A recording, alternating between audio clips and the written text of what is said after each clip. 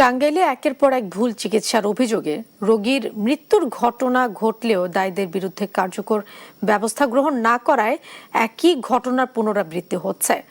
অবৈধ ক্লিনিকে দৌরাত্ম্য বন্ধ না করে দোষীদের শাস্তির দাবি ভুক্তভোগীদের।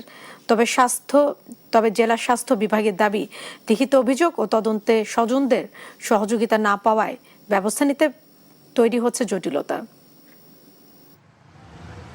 শুক্রবার রাতে প্রসব যন্ত্রণা নিয়ে টাঙ্গাইল সদর উপজেলার আলোয়াতারিনী এলাকার রত্না খাতুন ভর্তি হন জেলা শহরের জয় ক্লিনিক অ্যান্ড হাসপাতালে। সেখানে অস্ত্রোপচারের পর শিশুর জন্ম হলেও পরে মৃত্যু হয়।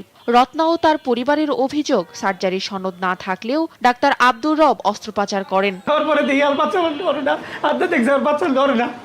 আমি সাথে সাথে ডাক্তারের কাছে গেছি, ডাক্তার বলতেছে ভাই এটা তো হলুদ হয়ে গেছে, নীল হয়ে গেছে ভাই, আর সম্ভব না।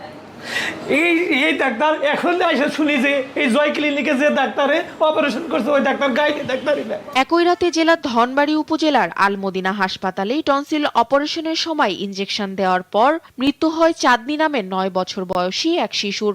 স্বজনদের অভিযোগ, ঘটনার পর চিকিৎসক ও হাসপাতাল কর্তৃপক্ষ দ্রুত পালিয়ে যান। 6 মাসে টাঙ্গাইলে অন্তত 10 জনের ভুল চিকিৎসায় মৃত্যু হয়েছে বলে অভিযোগ করেছেন স্বজনরা। শুধু বেসরকারি হাসপাতালই নয়, সম্প্রতি টাঙ্গাইল মেডিকেল কলেজ হাসপাতালেও ভুল চিকিৎসায় এক যুবকের মৃত্যু হয়। এদিকে ডাক্তার আব্দুর রবে সার্জারি সনদ না থাকার বিষয়টি স্বীকার করে জয় ক্লিনিক কর্তৃপক্ষ। রোগীর লোক তখন আমার সাথে বা ম্যানেজারের সাথে কারোর সাথে যোগাযোগ করেনি, সে ডাক্তার নিজেরাই চয়েস করে তাদেরকে সিজার করার জন্য করেছে। স্বাস্থ্য বিভাগের দাবি, লিখিত অভিযোগ না পাওয়ায় অনেক ঘটনায় ব্যবস্থা নেওয়া সম্ভব হয় না।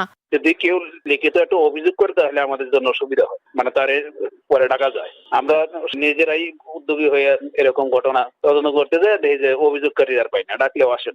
সচেতন মহলের দাবি, দায়ীদের দ্রুত বিচারের আওতায় এনে অবৈধ ক্লিনিকের বিরুদ্ধে কঠোর ব্যবস্থা নিতে হবে।